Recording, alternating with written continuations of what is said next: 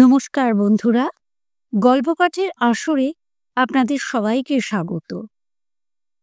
আজকের গল্প জবাব, কলমে স্বাতী ব্যানার্জি। ধনী বসু পরিবারের মেয়ের বিয়েতে নিমন্ত্রণ পেয়েছে আজকে নিম্ন মধ্যবিত্ত অপর্ণার পরিবার। দামি শাড়ি, অনেক সোনার অলংকারে সুসজ্জিতা বসগিন্নি ওদের দেখে এগিয়ে আসেন।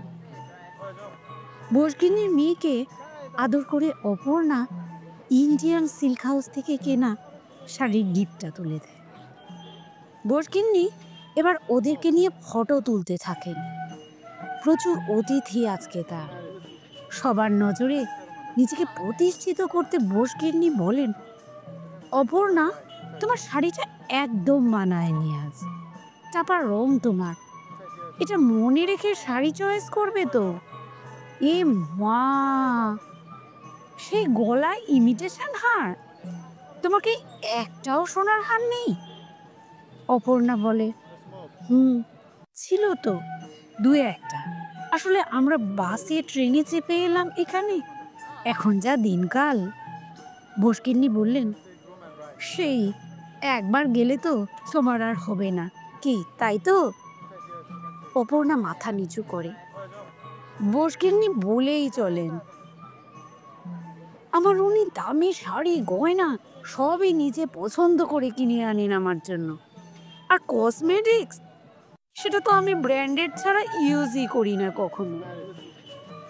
এ মা, অপর্ণা, তুমি কাজল দিয়েছো চোখে এই বয়সে?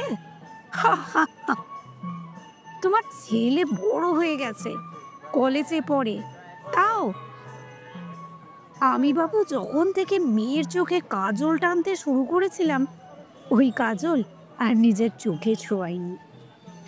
এক গাদা কাজল ধেবড়ে, উফ বাবা গো, দেখলেই হাসি পায়।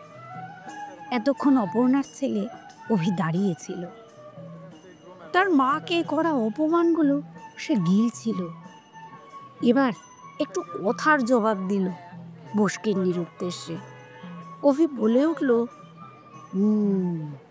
আন্টি, এটা আপনি খুবই ভালো বলেছেন। সবার চোখে আবার কাজল মানায় না, যতই ফলস চোখের পাতা আর ব্র্যান্ডেড কসমেটিক্সও। আসলে আমার মার চোখে কাজল খুব সুন্দর লাগে।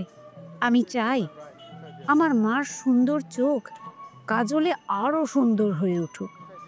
আর আমি জানি আপনি ছাড়া সবাই তাই বলবে।